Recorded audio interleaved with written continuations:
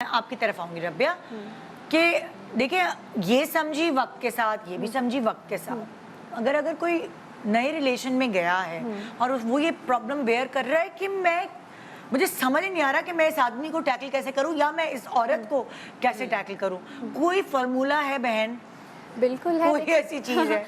देखिए फॉर्मूला ये है कि आप सबसे पहले तो अपना एक माइंडसेट बनाकर जाए ना, आप कोई जंग लड़ने नहीं जा रहे। हाँ। यूजुअली लोगों का माइंडसेट ये होता है जैसे कोई मैदान फतह करना है। भाई हाँ। आपने जंग नहीं लड़नी है। ईगो कह रही हो आपके? ठीक है कि हाँ। एक मतलब अब वो जंग नहीं है, मैदान नहीं है कोई, ठीक है। आपने रिलेशन बनाना है तो रिलेशन आप जंगी जो टेक्निक्स होती हैं उनसे नहीं बना सकते, ठीक है। आपको अपने इमोशंस को कंट्रोल करना है, ये सबसे बड़ी की है कि आपने इमोशंस को इनिशियल उसमें कंट्रोल रखना है। वो जो लड़कियां बड़ी इमोशनल होती हैं, खास तौर पे जब उनकी नई नई शादी हुई हुई अम्मा अब्बा को छोड़ा हुआ होता है तो उनको लगता है कि बस फौरन ही आपको सब कुछ मिल जाएगा, लेकिन एडजस्टमेंट फौरन नहीं आपको होती। एक I am sorry I am cutting you of, ये आपने बिल्कुल सही बात की, कोई जंग नहीं है, लेकिन a person like me you have to give me a solid argument. Okay, ठीक है। बहस उन करने लोगों का क्या मसला है? नहीं, अगर मेरी आपसे लड़ाई हुई है तो you have to give me a good reason कि तुम क्यों सही हो और मैं क्यों गलत हूँ, और वो मेरे लिए जरूरी है फॉर माई क्लैरिटी।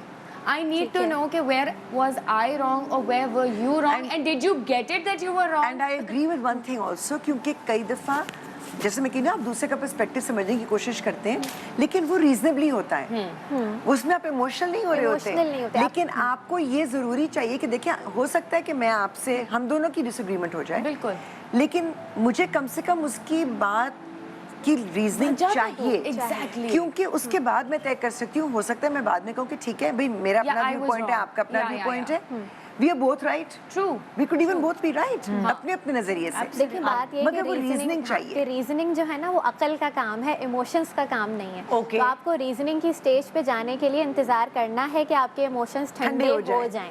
तो क्या करें? हम थोड़ा आसान करके समझाते हैं ताकि आम मैं बताऊं, इसलिए एक बड़ी सिंपल सा जुमला है जो मेरी बहन कहती है, ठंडा करके खाओ।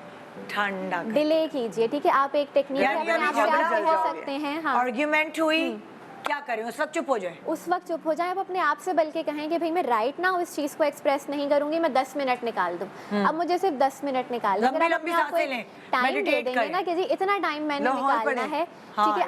आप लंबी सांसें लें। आप सबसे पहले तो उस एनवायरनमेंट से खुद को निकालें जहाँ पे आप ट्रिगर हुए हैं, ठीक है। फिजिकली रिमूव कीजिए वहाँ से खुद को।